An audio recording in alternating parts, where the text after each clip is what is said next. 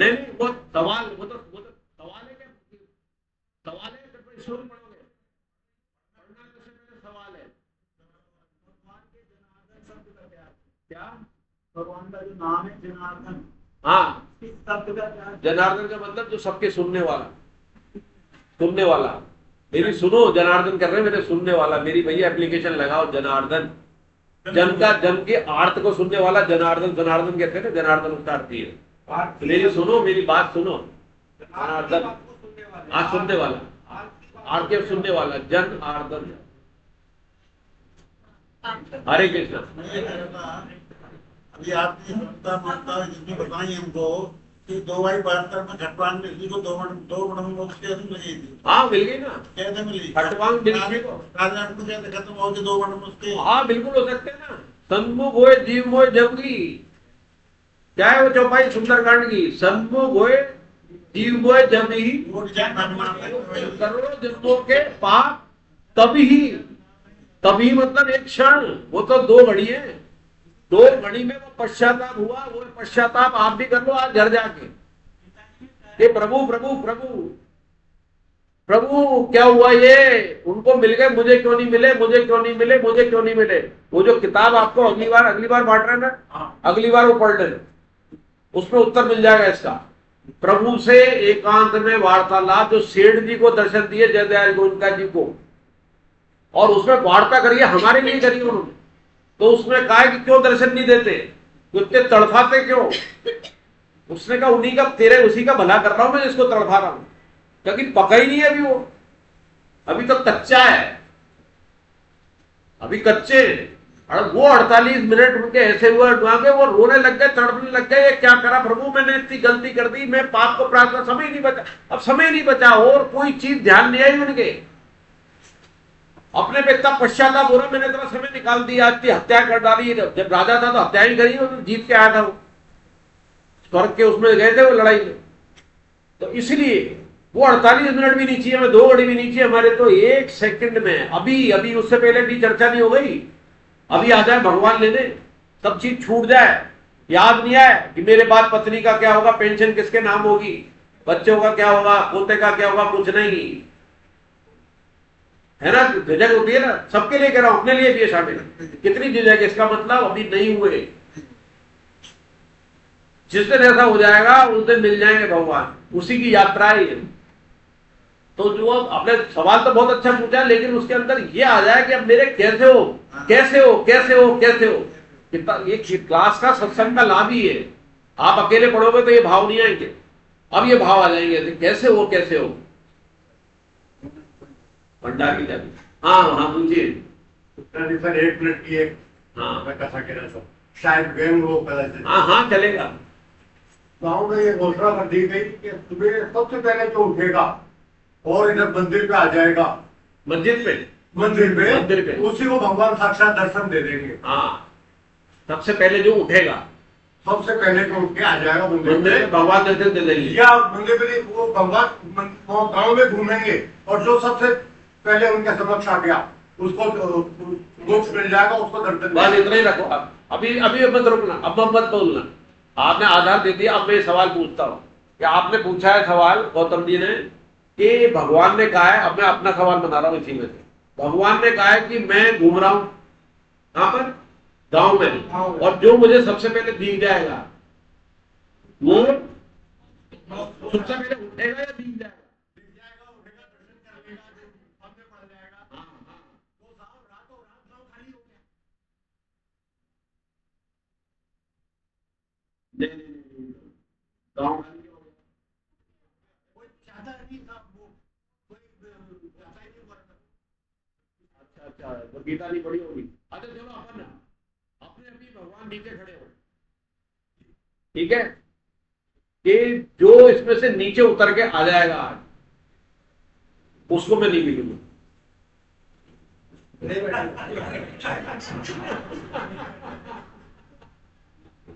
बोलो, जो ऊपर निपट जाएगा, कहीं भी निकल के जाए, अगर वो निकल जाएगा तो मैं नहीं मिलूंगा, मैं नहीं मिलूंगा उन्हें, तो जो वहीं रह जाएगा तो बताओ वही रह सकते हैं क्या हम यहाँ? जैसा भगवान चाहता कर सकते हैं क्या? क्या ये नीचे वाले को मिल जाएंगे, सबको मिल जाएंगे तो जाइए कहाँ मिल रहे हैं अपने को?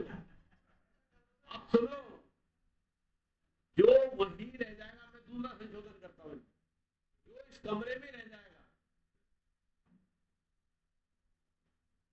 और जो इस कमरे में रह जाएगा उसको मैं मिल जाऊँ। बोलो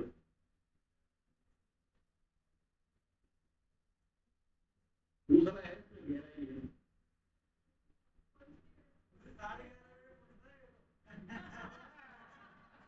इसमें गहराई है कि आप जो अंदर हो वो रह जाए और शरीर वाला जो संसार में फिरने के लिए जा रहा है ना घर पे, वो उस रूप में जाए, उसको नहीं मिलेंगे। शरीर संसार के साथ जो संबंध बना के नीचे उतर रहा है उसको नहीं मिलेंगे, और जो शरीर संसार को यही छोड़ के निकल जाए, बाकी वो यही छोड़ जाए, वो शरीर संसार को मिल जाएगा। उसको और गहराई है, आई कि नहीं आई समझ में? तो अब क्या था इसमें, आपने सवाल किया, अब श्लोक पढ़ो, हो गए ना सबके सवाल पूरे? सवाल भी आज बहुत उल्टे सीधे आ रहे हैं। गहराई को पुराने साधक हो गए ना, ये पुराने आ रहे। हरे कृष्णा। और आचार्य को भी 4 ताप दिख रहे। हरे कृष्ण। हरे कृष्णा। श्री कृष्ण कर्तव्य पालन पर क्यों इतना जोर दे रहे हैं, इसका कारण बताते हुए अर्जुन के प्रश्न का उत्तर देते हैं श्री भगवान। लोकेस्मिन् विदा निष्ठा पदा प्रोक्ता मया नघ ज्ञान योगेन सांख्यानां कर्म योगेन योगिनां न कर्मणा पुरुषोस्ते न च सनादेव सत्यं सम्मति गच्छति न कश्चित् क्षणमपि जातु तिष्ठ कर्म प्रद कार्यते वा कर्म सर्वः प्रगति जय। श्री भगवान बोले, हे अर्जुन, इस मनुष्य लोक में 2 प्रकार से होने वाली निष्ठा मेरे द्वारा कही गई। इनमें ज्ञानियों की निष्ठा ज्ञान योग से और योगियों की निष्ठा कर्म योग से होती है। मनुष्य न तो कर्तों का कार्य किए बिना निष्कर्म का अनुभव है और न ही कर्मों का मात्र से सिद्धि को ही प्राप्त कर होता है। कोई भी मनुष्य किसी भी अवस्था क्षण मात्र भी कर्म किए बिना नहीं रहता, क्योंकि प्रकृति की योग से प्रकृति जन्य गुण कर्म करना नहीं है। हरे कृष्णा। हरे कृष्णा। भगवान अर्जुन के प्रश्न का उत्तर देते कि उन्होंने कह दिया ना कि यार मुझे कर्म योग को श्रेष्ठ, बुद्धि योग को आपने श्रेष्ठ कहकर और कर्म में क्यों लगाते हो? तो भगवान कहते हैं कि हे निष्पाप अर्जुन, निष्पाप लगा दिया, जैसे ही शरण किया ना उसने, तो भगवान की शरण होते हुए हम भी निष्पाप हो सकते हैं, ये सबका अर्थ है निष्पाप अर्जुन। ये कहीं और दोबारा कभी नहीं आया। जैसे अर्जुन ने कहा कि मैं आपकी शरण हूं, तो शरण होते ही हम भी भगवान के शरण होते क्या हो जाएंगे, हमारे सारे पाप दूर हो जाएंगे। उसमें चौपाई में ये एक और आती है ना, चौपाई सुंदरकांड में इसी के साथ जन्म को नाते तभी में उसमें आता है कि अगर इसके अंदर जरा भी पाप होते तो मेरे सम्मुख ही कैसे आ पाता। फिर ऐसी आती है ना एक और चौपाई कि मेरे दर्शन ही क्यों कर पाता। अगर कैसे होगा, दुष्ट हृदय होगा पावगत मेरे सम्मुख आ कैसे पाएगा, यानी पहले ही पाप नष्ट हो जाते हैं सम्मुख आने से पहले ही, अभी सम्मुख आएगा। तो क्या कह रहे भगवान की, हे निष्पाप अर्जुन, इस मनुष्य लोक में 2 प्रकार से होने वाली निष्ठा मेरे द्वारा पहले कही गई है। इनमें ज्ञानियों की निष्ठा ज्ञान योग से और योगियों की निष्ठा कर्म योग से होती है। योगी मतलब कर्मयोगी, हमारे लिए बात। मनुष्य न तो कर्मों का आरंभ किए बिना निष्कर्मता का अनुभव करते हैं, न कर्मों के त्याग मात्र से सिद्धि को ही प्राप्त होती है।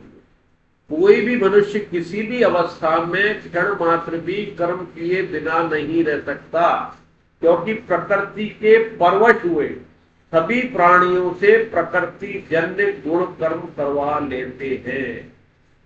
बहुत इंपॉर्टेंट है ये हमारे लिए। कर्म तो करना ही पड़ेगा, कोई बिना कर्म करके न तो सिद्ध बन सकता है, न कोई संत बन सकता है, न तपस्वी बन सकता है, न कर्मयोगी बन सकता है, न आलस्य में पड़ा हुआ लेटा रह सकता है। दिन भर सोता रहे, दिन भर, तो भी कर्म हो जाएगी। कैसे हो जाएगा सोने में कर्म? अगर क्रियाएं चल रही है, सोने का काम तो वो तो क्रिया है, कर्म और क्रिया में अंतर है। क्या अंतर है? क्रिया अपने आप होती है। जो सांस ले रहे हैं, हार्ट चल रहा है, प्रेम चल रहा है, अंदर जितनी कोशिका चल रही है, नई बन भी रही है उसमें, वो सब क्रियाएं अपने आप हो रही।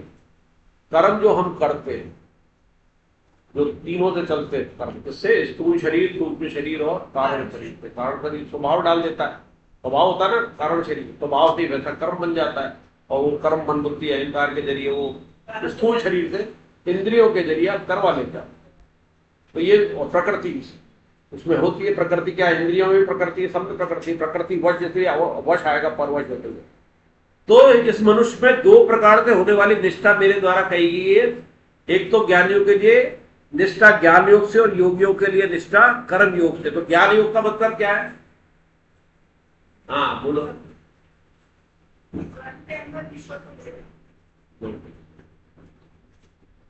देखना तो बात अलग है, और थोड़ा इसको करो, ये तो दूसरी साल की बात हो रही है। और फिर इसमें कोई सुधार कर सकते हैं क्या? अंदर देखना, वो तो बात सही है, देखना चाहिए, लेकिन क्या है? अपने स्वरूप में रहना, ये बात सही है। तो अपने स्वरूप में कह सकते हैं, अपने स्वरूप में रहना। तो क्या है, कैसे रह सकते हैं? शरीर संसार से संबंध विच्छेद कर, उससे विच्छेद करेंगे जब ही तो रह पाएंगे अपने स्वरूप में। और दूसरा, मैं कर रहा हूं, करता अभिमान खत्म करना। और इसमें कौन मदद करेगा? पहली क्लास में आया था स्पष्ट विवेक। स्पष्ट विवेक क्या है? कि मैं शरीर नहीं हूं, जब तो अलग करोगे। मैं शरीर नहीं हूं। तीसरा क्या है? दूसरा क्या है? पहला स्पष्ट विवेक, और नहीं, हाँ कर्म स्वतंत्रता तो हो गया। ज्ञान योग की बात हो रही है, तो वो तो अपने मनुष्य योग की जो विशेषता है। ज्ञान योग में क्या बात हो रही है? ज्ञान योग में नहीं, वो तो कर्म योग और दोनों में लगाती है। उछाल रहे हो जबरदस्ती, क्या मतलब गहराई नहीं, कहीं तो फिट बैठेगा। पहला तो ये हुआ, देहाभिमान आ गया। देहाभिमान मतलब मैं शरीर नहीं हूं। स्पष्ट विवेक क्या कहता है? कि मैं शरीर नहीं हूं। मैं कौन हूं? मैं आत्मा हूं। ये शरीर संसार का है, आत्मा परमात्मा का हिस्सा है। ये है स्पष्ट विवेक। वो और योनियों में नहीं होता, हमें ये पता है। इसमें त्रिवैराग्य, अगर राग कहीं भी होगा किसी भी कर्म में तो नहीं होगा। कर्म तो शरीर करेगा, और उसमें आपने राग कर लिया, शरीर को आपने अलग मान लिया, लेकिन शरीर के कर्मों से राग कर लिया, तो कैसे अलग होगा? ये आगे के श्लोक में आ रहा है, जिसको व्याख्या में भी है कि अपने कर्म करने में हम स्वतंत्र नहीं है, प्रकृति परवश करा रही है हमसे। हो रहे कि नहीं हो रहे कर्म? कोई दूसरे से बल पे कर लेते हैं, लेकिन उसमें राग और द्वेष तो हमारे हाथ में है। उस कर्म से राग कर ले जो पक्ष का है अपने, जो पसंद है, और जो पसंद नहीं है उससे द्वेष करने लग जाए। ये हमारे हाथ में राग और द्वेष। तो वो कौन कराता है? त्रिवैराग्य। जब त्रिवैराग्य होगा तो राग नहीं होगा, और जब इतना वैराग्य हो गया तो द्वेष कैसे आएगा? तो ये दो चीजें आपको क्या कर देंगी? ज्ञान योग। ये मैं, उसका मूल क्या है? मैं शरीर नहीं हूं, शरीर संसार का हिस्सा है। इसके रिश्ते संसार में अच्छे बुरे इसके साथ रिश्ते रहते रहेंगे, मुझे क्या फर्क पड़ रहा है? यहाँ होती रहेगी, मुझे क्या फर्क पड़ रहा है? ये शरीर मेरा नहीं है। हाँ, मेरा शरीर नहीं है ये, मैं शरीर नहीं हूं, मेरे लिए नहीं है। तीन बातें आ गई इसमें। मैं शरीर नहीं हूं, मेरा शरीर नहीं है, मेरे लिए नहीं है। अब इसका उल्टा कर दो, ये शरीर संसार का है, संसार के लिए है, और संसार के लिए कहते हैं सेवा के लिए। आप जब लिए कह दिया तो फिर सेवा ही होगी, लेना नहीं रहा। इसमें आगे भी आएगा कि ब्रह्मा जी ने ये तीनों गए एक बार, कौन? देवता, राक्षस और मनुष्य। बोले हमें दो कुछ ज्ञान दो, तो दादा दा कह दिया उन्होंने। अब दादा के अर्थ सबके अलग अलग किताब में है ये, मुकेश जी को तो पता है। तो देवताओं के लिए अलग दा का अर्थ, मनुष्य के लिए अलग, और राक्षसों के लिए अलग। तो क्या था कि अपन तो भोगी होते हैं, मनुष्य भोगी है। मनुष्य के लिए क्या कर दिया कि तू दान कर, भोग वृत्ति खत्म कर दे। दान करोगे, सेवा करोगे तो भोग वृत्ति खत्म हो जाएगी, सुखासक्ति मिटेगी ना। भोग वृत्ति खत्म होगी तो दान, और वो क्या करते हैं राक्षस लोग? हिंसा, मारना, करना, तो उनके लिए दास है दया। और उनके क्या होती है? देवताओं की भोग वृत्ति होती है, खाओ ऐश करो ऐश करो। देवता मतलब भोग वृत्ति, उसका क्या करो? इच्छाओं का, इंद्रियों का दमन। दद्दा के 3 अर्थ हुए। तो ये तीनों हम पे भी लागू है। हम कभी असुर भी हो जाते हैं, कभी देवता जैसे भी हो जाते हैं, कभी मनुष्य जैसे। तो तीनों दा हमारे लिए दिए हैं देव कि अपनी इच्छाओं का, भोग का तो करो दमन, दान की प्रवृत्ति रखो। जो तुम्हारे अंदर भोग आसक्ति नहीं, और आसक्ति मिटाने के लिए सबसे बढ़िया तरीका क्या है? निष्काम दान। वो दान वो वाला नहीं कि बोर्ड में नाम आ जाए, अखबार में नाम आ जाए, या छपा रहे बुमिरर। स्वामी जी ने 3 बातें बताई है खतरनाक। 5 तो ही जो इंद्रियों को सोखे, उसके बाद 3 और चर्चा हुई है क्लास में। क्या है बताओ? 3 इंद्रियों के 5 सुख, उसके अलावा 3 8 बोलते स्वामी। मान, बड़ाई और आराम। Very good. तो ये मोहित नहीं है, नाम भले ही मोहित है। मान, बड़ाई और आराम। आराम तो आराम मिले, सब काम अपन आराम के लिए कर रहे हैं। अभी जरा सी लाइट चली जाए, कूलर बंद हो जाए तो उल्टा जी भी बनने लगे। और दूसरा क्या? मान और बड़ाई। तो मान बड़ाई क्या? एक तो यहां मिले, बड़ाई होती रहे। मान क्या? बोर्ड पे नाम लग जाए मेरा, शिलालेख लग जाए, मरने के बाद भी मेरे को बड़ाई मिलती है, मान मिलता है। ये सबसे खतरनाक है। शिलालेख लग जाए मेरा ने इतना दान किया, मंदिर में इतना पैसा दिया है, भागवत कराई, बोर्ड पे नाम आ गया कि नहीं आ गया। तो ये सबसे खतरनाक है। ये 8 5 तो इंद्रियों के, 5 3 और ये है सुखाशक्ति। जो सुखाशक्ति को अगर बोले ना हम, तो ये 8 निकलेंगे। तो अब क्या है कि मनुष्यों में, इनमें ज्ञानियों की निष्ठा ज्ञान से, योगियों की निष्ठा कर्मयोग से। तो कर्मयोग क्या है? ज्ञान योग को समझ लिया। कर्मयोग क्या है ये इसलिए समझाना जरूरी है कि आगे फिर एक कर्मयोग ज्ञान योग के चक्कर मत फंसना, सिंपल अर्थ समझ लेना। तो कर्मयोग क्या है? कर्म तो करना, कर्म के बिना रह नहीं सकते, इसलिए कर्मयोग। ज्ञान में तो समझ लिया मैं शरीर नहीं हूं, ज्ञान आ गया, ये इससे व्यवहार वैसा हुआ। कर्म में समझ लिया कि मुझे कर्म तो करना ही करना है, बिना कर्म के मैं रह नहीं सकता, रजोगुणी है, करने करने का। अब कर्म योग कब होगा? कि कर्म करते हुए उसका कामना नहीं हो, खूब अच्छे कर्म करना, कामना नहीं हो। और दूसरा, कामना कैसे खत्म होगी? सेवा भाव आ जाए, सुख नहीं लेना। हर संबंध ऐसे बनाए कि मुझे इससे कुछ नहीं चाहिए। मुश्किल है ना? कोई संबंध ऐसा है जो बिना अपने मतलब के बनाया हो है? एक भी अभी तक नहीं है। पत्नी बच्चे भी इंक्लूड कर दो, मित्र तो है ही नहीं। मित्र तो बदल गए। आज 10 साल 5 साल में देख लेना मित्र बदल गए। तो मित्र वाला भी मत कहना कि मेरा तो बचपन का लंगोटी आ रहा है, वो लंगोटी की जाने कब तुम्हारी लंगोटी खेच ले, ऐसा हो जाएगा। तो ये भी मत कहना कि वो यार है। असली तो एक ही यार है जो गोपियों वाला यार है। तो क्या हुआ कि आखिरी में क्या बात चल रही थी अपने? कर्मयोग। कर्मयोग क्या है कि निष्कामता तो हो, निष्कामता कोई कामना नहीं है, लेकिन उससे सुख नहीं खाए। कहीं ना कहीं सूक्ष्म कामना भी रहती है और अहता भी रहती है कि मैंने इसकी सेवा की, मैंने सेवा की, मैंने किया, अंदर ही अंदर आ जाएगा। 70 साल पहले की, 20-30 साल पहले की घटना है। एक वृंदावन के कोई थे, कथा याद आ गई। तो वो दिल्ली में बैठ के बहुत बड़ी कथा कर रहे थे, नाम नहीं लूंगा, बहुत बड़े कथाकार हुए वो। तो उन्होंने कहा कि मैंने सारा त्याग कर दिया और ये बिना पैसे के कथा करते, बिना पैसे के कथा करते थे, बड़ा नाम था, बहुत अच्छी कथा करते, सारा त्याग करके बिना पैसे की कर रहा हूं। तो एक खड़ा हो गया बीच में कि सारा नहीं हुआ, अभी थोड़ा बाकी रह गया। बोले क्यों? क्योंकि आप अगर हो गया होता तो आप जिक्र नहीं करते, सूक्ष्म रह गया। थोड़ा है रियल में, 1 रुपया नहीं दे रहे, लेकिन निकल गई मुंह से। इसका मतलब रह गया सूक्ष्म वाला। वो सूक्ष्म है, कहते हैं ना, सूक्ष्म वाला रह गया, जड़ ग्रंथि वाला, वही तोड़ना बड़ा मुश्किल होगा। तो फिर क्या कर्मयोग आ गया समझ में? मनुष्य न तो कर्मों का आरंभ किए बिना निष्कामता का अनुभव करता है, न कर्मों के त्याग मात्र से सिद्धि की प्राप्त होती है। दोनों का उदाहरण दे दिया है कि क्या होता है। जो ज्ञानी योगी होते हैं ना, वो क्या करते हैं? मैं सारे कर्मों का त्याग कर रहा हूं, जा रहा हूं पहाड़ पे, जा रहा हूं जंगल में। तो उसका जवाब दे दिया सिद्धि की प्राप्ति। मतलब उनके लिए क्या है? ज्ञानी योगियों के लिए कि सारे कर्म छोड़ के भाग जाए तो भी उसके सिद्धि की प्राप्ति नहीं होगी, उसको भी वहां रह के भी कर्म करने पड़ेंगे। जीविकोपार्जन के लिए, भोजन के लिए तो करना पड़ेगा। कहीं ठहरेगा, रहेगा, करेगा, कुछ तो करेगा, कर्म तो होंगे ही होंगे। तो कर्म के बिना रह नहीं सकता। और जो कर्मवीर है, अपने आप को कर्मयोगी करता है, तो उसकी निष्कामता, निष्कर्मता, निष्कर्मता जो कैसे पता पड़ेगी? बिना कर्म करे कैसे मालूम पड़ जाएगा? तो उदाहरण के लिए दिया है कि आपने तैराकी करना सीख लिया, फोटोग्राफी करना पढ़ लिया, कर लिया, लेकिन जब तक नदी में उतरोगे नहीं, हाथ पांव नहीं मारोगे, थोड़ा सा डूबते डूबते बचोगे नहीं, तब तक कैसे तैराकी सीखोगे? इसलिए कर्म योग के लिए कर्म करना बहुत जरूरी है। क्या क्या? अभ्यास, अभ्यास, अभ्यास के लिए। अभ्यास तो सिर्फ अभ्यास के लिए तो है, वो वेदांत वेद में भी तो ये है, अभ्यास कर, अभ्यास कर, बुरे छोड़ता जा, अच्छे करता जा, अच्छे करता जा, अच्छे करने के बाद कामना छोड़ता जा। कामना छोड़ते छोड़ते छोड़ते तब निष्कामता पे आएगा। एकदम पहले दिन से नहीं होगा कि आज ही सोच लिया और आज ही जाके कर लेंगे, बहुत मुश्किल है। तो पहले एबीसीडी समझना जरूरी है।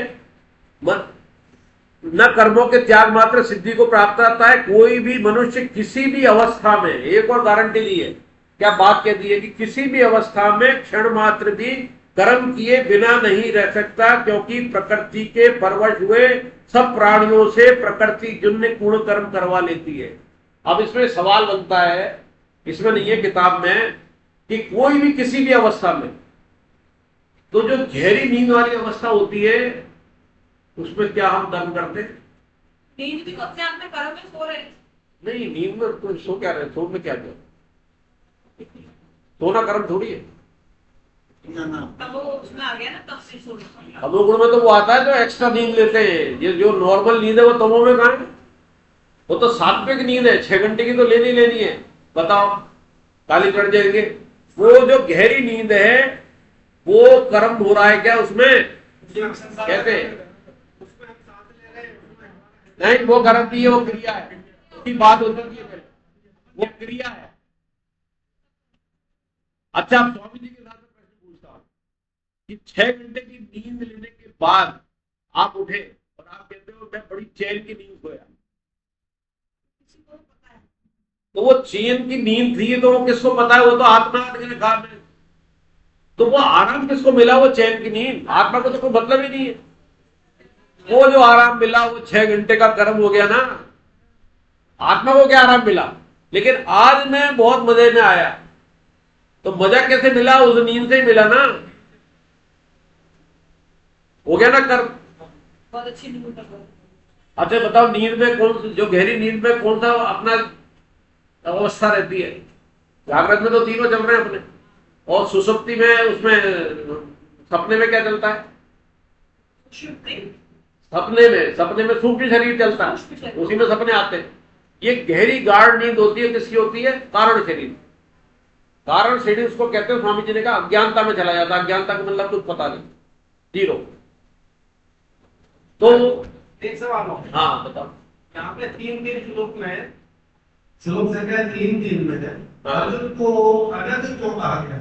किस संदर्भ में कहा गया? क्या क्या? हे निष्पाप, पहले तीसरे में हे निष्पाप अर्जुन। 3 में निष्पाप क्यों कहा है? अनंत कहा गया है अर्जुन को। इस बने तो मैं ज्ञान में योगी में क्या कहा है? बताओ कहाँ कहा है? निष्पाप का मतलब अनंत, अनंत माने पाप नहीं। नहीं, कहाँ कहा है? पहले लाइन में कहा है लोग हे निष्पाप अर्जुन, इस मनुष्य लोक में 2 प्रकार से होने वाली निष्ठा मेरे द्वारा पहले कही गई है। किसी की बात कर रहे हो? निष्पाप का मतलब ही ये है, निष्पाप का पाप नहीं। हाँ, अनंत किस संदर्भ में कहा गया? क्या निष्पाप जो है वो इसलिए कह दिया है कि उसने शरण में आ गया ना भगवान की शरण में आने के कारण उससे को अलग मान दिया भगवान ने कि मेरी शरण में आ गया तू। उस पर नहीं माना भगवान ने, जिसमें वो कर रहा है कि मुझे घोर कर्म में क्यों लगाते हो, मुझे शरण में लेके मुझे आज्ञा दीजिए, मुझे मेरा कल्याण की बात करिए। आप निश्चय करके उसे एक बात को कहिए जिससे मैं कल्याण को प्राप्त हूं। कल्याण को प्राप्त करने वाला ही निष्पाप हो जाता है, कल्याण को प्राप्त करने वाला, इसलिए निष्पाप। पहले श्लोक में तो कल्याण की प्राप्ति की इच्छा होते ही निष्पाप हो जाता है। ये हमारे लिए भी संदेश है कि हम केवल कल्याण प्राप्ति की इच्छा कर लें। वही तो बात आई थी, वो जो आपका दुआ था निष्पाप वाला, कि मन में अगर उसके आ जाए भगवान की तरफ जाने की, उसमें निष्पाप हो जाता है। और जब आ ही गया तो उसके सारे पाप कट जाते हैं। सन्मुख हुए जीव में, ठीक है। मनुष्य न तो कर्मों का आरंभ किए बिना निष्कर्मता का अनुभव करता, न कर्मों के त्याग मात्र से सिद्धि की प्राप्त होती है। तो अगर वो कर्मों का आरंभ क्या है? कर्मों का आरंभ, जैसे पिछली क्लास में भी चर्चा हुई थी कि हमारे मन में स्फूर्णा आती है, विचार जिसको कह सकते हैं, विचार आते रहते हैं हर समय, कभी शांति नहीं रहेगी, कोई नहीं विचार आता रहेगा।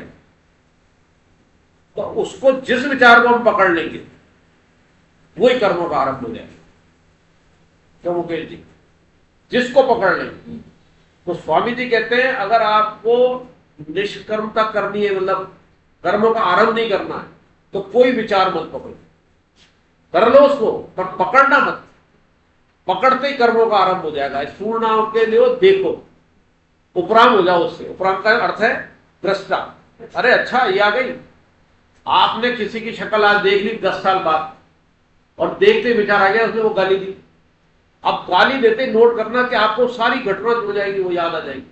अच्छा तब दी थी, मैं इसके साथ तो बढ़िया व्यवहार था, मैंने तो अच्छा किया था, इसको समझ नहीं पाया, इसने गाली दी, बढ़ गए आगे। अरे वो ये भी अभी इसको निपट लेता हूँ, देखा सामने मिल गया, करके चालू हो गया कर्म। उस स्फूर्णा को पकड़ लिया। अब वो कहते हैं स्वामी जी स्फूर्णा से पकड़ो कौन सी? आपने वो पकड़ ली, इस परमार्थ की पकड़ ली कि यार वो गीता परिचयवान वाले आए थे और उन्होंने यार कहा था, मैंने क्लास ज्वाइन नहीं करी और क्लास चालू हो गई है, वो पकड़ लिया। चलो क्लास वो पकड़ ली। जो परमार्थ वाली स्फूर्णा आती है, या मैंने यार वो वहां पर देखा था, जैसे गौशाला की बात आई, गौशाला के अंदर पैसा नहीं और गीता परिचय बिहार में ऐसा हुआ, तो वो स्फूर्णा आ गई। जैसे स्फूर्णा आई, कैसे आई थी? मैं भोजन कर रहा था, उनके साथ ही दोनों आगे पीछे थे, लाइन से भोजन चल रहा था। इधर आगे तो बंसल जी थे, महावीर बंसल, मैं बीच में, पीछे संतोष जी उनकी पत्नी। वो उसमें 10 मिनट 15 मिनट में इतनी बढ़िया बढ़िया बातें हो गई। तो उन्होंने तो एक लाइन मेरे पे ठोक दी, मैंने तो ये वाली करी गौशाला की। तो वो भी थे, मैंने कहा ऐसे ऐसे गौशाला उसमें करो, तो स्फूर्णा आ गई। उससे बात चली तो आज 50,000 आ गए। उस समय एकदम भगवान ने विचार डाला, वो भगवान ही करते। वह स्फूर्णा आई, आपने पकड़ ली, अच्छी है, संतोष जी को गई। तो संतोष जी ने वो लाइन जो मैंने पहले कहा था, कह रहे डॉक्टर साहब अगर आप है ना स्वामी जी आपके समय होते तो छोड़ देंगे आप उनको। मैंने ये अपनी कह रहे हो मेरी कह रहे हो? तुरंत नहीं दिया उनको, संतोष जी को। मैंने अपनी कह रहे हो क्या? मैंने आप भी नहीं छोड़ते उनको। यार मन में आती है, स्वामी जी होते अपन सत्संग में बैठे तो अपन सवाल ठोकते होंगे और उनके विलक्षण उत्तर आते हैं। सवाल कैसे ही हो, उनका उत्तर विलक्षण होता है। आप जब पढ़ोगे ना तो सवाल ऐसे उल्टे सीधे लगते हैं, अपने को लगते हैं तो उनको क्यों नहीं लगा होगा, लेकिन उत्तर बहुत बढ़िया निकल गया। तो कोई भी आरंभ कैसे हो गया कर्म का? ऐसे। तो उसमें आपने अगर अच्छा पकड़ा है, परमार्थ वाला किया है और समाज के हित का किया है, तो वो कर्म बंधन नहीं होगा, क्योंकि आप हित का कर रहे हो। स्वामी जी ने एक लाइन और कही थी, हित और सुख में अंतर होता है। ना भी आजकल में कहा हित और सुख। सुख तो क्या है, हम लेना और देना चाह रहे हैं, लेकिन उसके हित है क्या नहीं। भले ही वो आज सुखी हो रहा है, हो सकता है वो अहित हो जाए उसका। आज आपने उसको रसगुल्ले खिला दिए, रोज रसगुल्ले खिला रहे हो, अहित हो सकता है। हित की बात नहीं हुई। हित तो ये हो जाएगी कि भैया तू एक खा ले यार, आइंदा भविष्य में मत खाना, एक से ज्यादा मत खाना, ये हित की बात हो गई। सुख जरूर पहुंचा दिया आपने, लेकिन उसे रोज आप देते रहो तो अहित हो गया ना, भले ही उसे सुख मिल रहा है। तो सुख और हित में अंतर है। तो हमें सुख की बात नहीं करनी है, हित की करनी है। हम हो गए जी। हाँ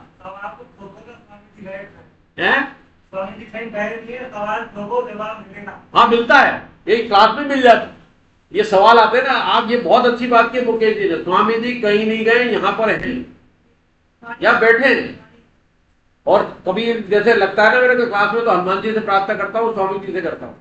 प्रश्न के बाद अपनी सामर्थ्य नहीं है बात करने की। हनुमान जी से, स्वामी जी से, भैया क्लास करा देना बढ़िया, और अच्छा खुद भी सीखता हूँ, ये नहीं दुनिया को ज्ञान देता रहूं, खुद में भी वो बात उतर जाए, तब है क्लास का। ये तो क्लास बैठ के अपन ने गीता कितनी बार पढ़ ली, कितनी बार यूट्यूब पे देख ली, लेकिन ये बातें निकल के नहीं आती जो यहां निकल के आती है। उदाहरण भी अपने आप याद आ जाते हैं।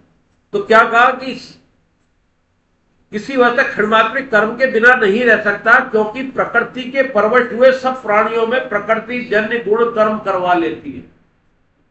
इतनी बड़ी बात है। हम अभी तक सोचते हैं कर्म हम कर रहे हैं, सब ये समझते हैं ना हम कर्म कर रहे हैं।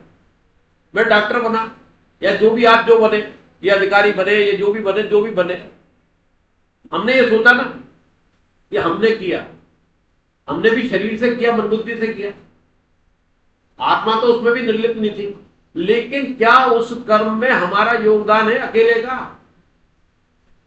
माँ बाप ने पैसा कमाया, हमारी व्यवस्था करी, स्कूल जाने की कॉलेज की, वहां पर टीचर थे, वहां पर बिल्डिंग बनी, वहां हमारे खाने पीने का इंतजाम हुआ, हम बस से जाते थे, ट्रेन से जाते थे, कभी भी जाते थे, उसकी व्यवस्था थी, टाइम से हर चीज की व्यवस्था थी ना। वहां पर भी जो नौकर थे आपकी झाड़ू लगाते थे कमरे की, सबने व्यवस्था करी, तभी तो आप डॉक्टर बने। और आपने मान लिया कि मैं डॉक्टर बनूं, तो प्रकृति करा रही है सारी, सब काम प्रकृति में हो रहे हैं, लेकिन उसको आप अपना मान लेते हो, प्रकृति से संबंध होते, उसमें प्रकृति को भी नहीं मानते, संबंध तो कर लेते हो प्रकृति से, प्रकृति से संबंध करके आप चलो मान लो प्रकृति का, और प्रकृति को भगवान का मान लो, तो हो गया भगवान से संबंध। अभी कुछ दिन पहले क्लास में आया था कि ये क्या है, दुखालय क्या है, तो इसके और पर्यायवाची बताओ, अपने अपने सोच के बताओ। एक तो दुखालय, दुखी दुख है, और क्या है आया, एक तो क्लास में आ गया, एक तो और आराम आया, ये संसार जो है दुखालय, और क्या है, या क्या हम दुख पा रहे हैं संसार में अभी, तो क्या है ये, अब दुखालय क्या है ये, क्या है, बोलो बोलो, पाठशाला कह लो ना, ये सीखने की पाठशाला है, भगवान की पाठशाला चल रही है नहीं, घर में कर्म कर रहे हैं, परिवार चला रहे हैं, तो सीख रहे नहीं परिवार कैसे चलता है भगवान का काम करते हुए, तो एक पाठशाला है।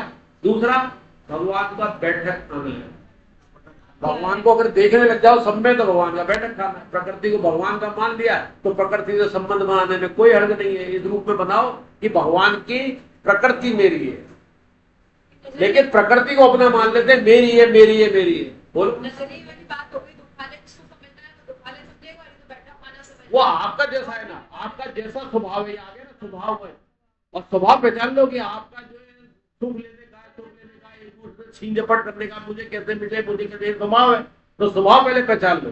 कि इसमें आया अभी कि क्या प्रकृति, स्वभाव, गुण या वृत्ति, इन सब में एक ही जाती है।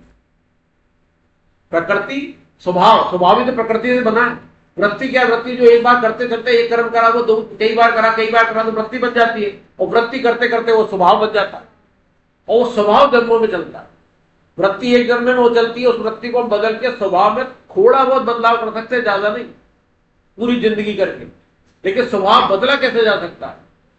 केवल आपका जिंदगी का जो उद्देश्य है, आपका क्या, जन्म मरण न हो, और जन्म मरण न हो, मुझे मोक्ष मिल जाए, भगवान की प्राप्ति हो जाए, तो क्या स्वभाव पूरी तरह बदलने से हमें भगवान की प्राप्ति हो सकती है? मुकेश जी आपके लायक है, तो क्या स्वभाव बदलने से भगवान की प्राप्ति हो सकती है? स्वभाव बदलने की आवश्यकता ही नहीं है, जो स्वभाव है भगवान स्वभाव बदलने में तो उम्र चली जाएगी, स्वभाव हो बिल्कुल सही है। आप क्या क्या है, स्वभाव पहले बदलने की आप करो तो सही बात, आप तो एक निश्चय बना लो कि मुझे स्वभाव बदलना, क्या बदलना है? भगवान का भगत होना है, भगवान के परायण होना, उसी स्वभाव के साथ भगवान के परायण होना।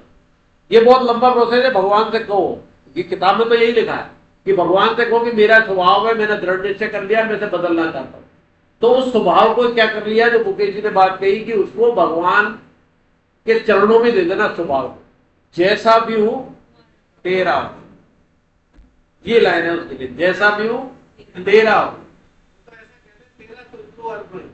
तेरा में फिर मेरा भाव आ गया, तेरा मतलब मेरा है वो पहले, जब तो तेरा है, तो जैसा भी हूं, जैसा भी हूं, वो तो उसमें कहते हैं अपन पैसे के मामले में, तेरा तुझको अर्पण जो दे रहे हैं, तो मेरा भाव आ जाता, मैंने इतना दिया तब तेरा तुझको अर्पण, तूने इतना दिया इसलिए इतना दिया मैंने।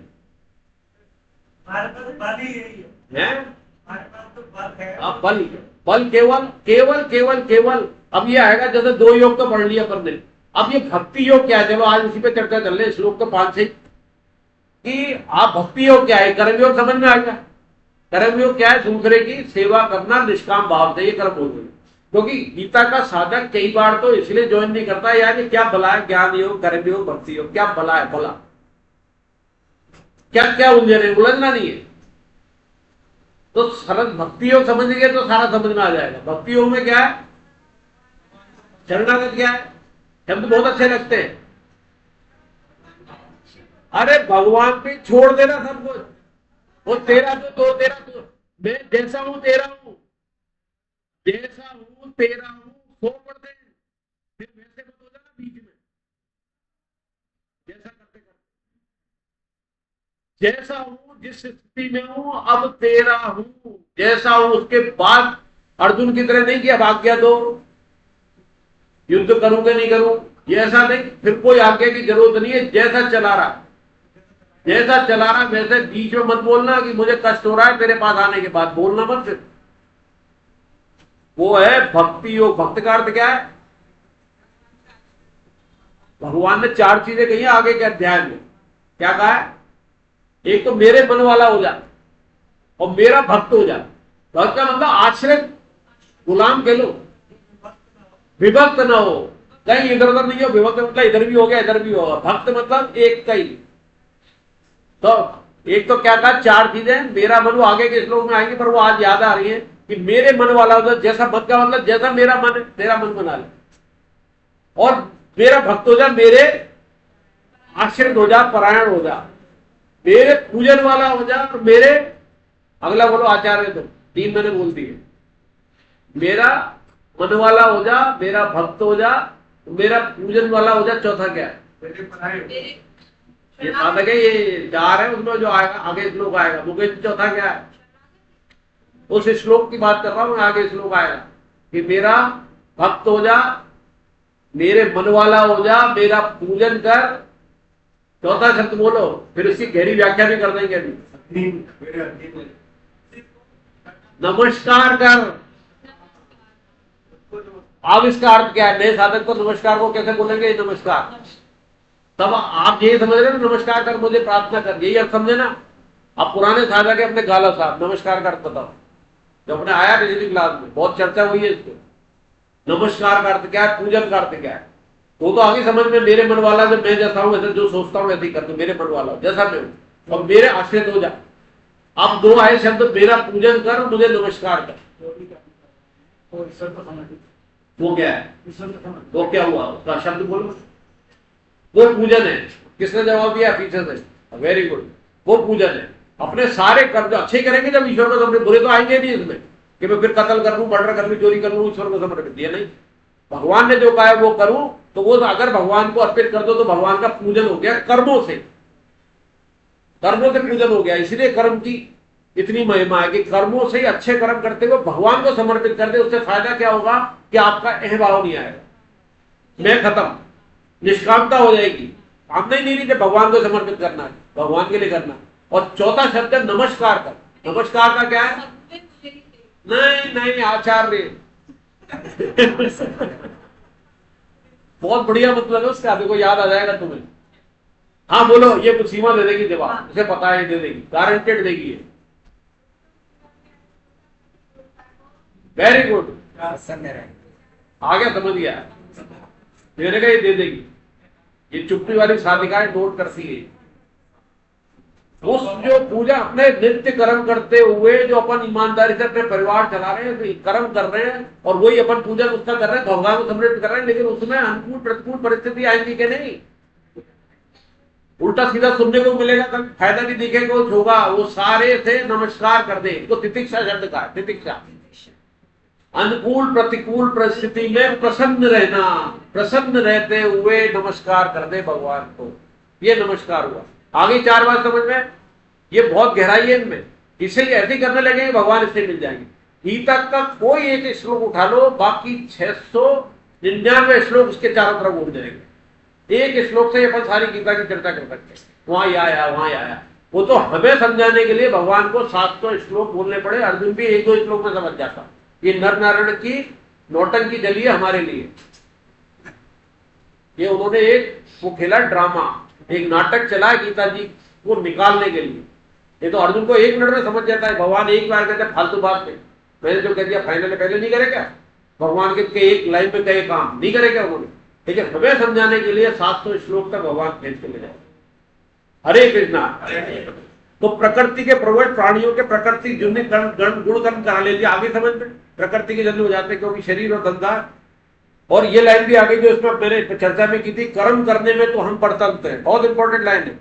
कोई भी कर्म करने में हम परतंत्र हैं, कोई ना कोई कारण होगा, लेकिन उसमें राग और द्वेष रखेंगे नहीं रखेंगे, इसमें हम स्वतंत्र।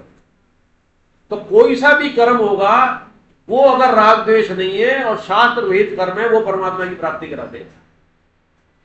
जो घोर कर्म जिसको अर्जुन कह रहे हैं हत्या करना, उसमें राग द्वेष आ गया ना अर्जुन का, आ गया ना कि राग ये मेरे पिता में है, ये मेरे द्रोणाचार्य है, ये है ये। और वहां द्वेष आ जाता, दुर्योधन और दुशासन के सामने खड़े कर देते, उस समय युद्ध तुरंत चालू कर देता। तो वो द्वेष भी भगवान ने खत्म करके वास्तव में घोर कर्म को उन्होंने अर्जुन की मुक्ति वाला बना दिया। उस समय द्वेष भाव से अगर युद्ध चालू कर देता तो अर्जुन का पतन हो जाता, नहीं हो जाता। तो कहीं नई बात निकल के आ रही है। अगर सीधे भगवान दुर्योधन और दुशासन के सामने ले जाते और द्वेष भाव आ जाता कि द्रौपदी का हरण किया था, ने ये किया था, और उस भाव से युद्ध होता, तो अर्जुन का पतन होता कि नहीं? द्वेष भाव से होता। द्वेष तो आने नहीं दिया और राग से मुक्ति दे दी। राग खत्म हो जाएगा, द्वेष अपने आप खत्म हो जाएगा। राग इंपॉर्टेंट है, राग पहले आएगा, द्वेष बाद में। तो राग पे भगवान ने ज्यादा जोर दिया, राग को पहले खत्म किया। राग के लिए उनको भीष्म पितामह के सामने, द्रोणाचार्य के सामने ले गए, राग कर ले, वो कर ले। ये बातें देखो अभी निकल के आई है, पहले नहीं आई कभी।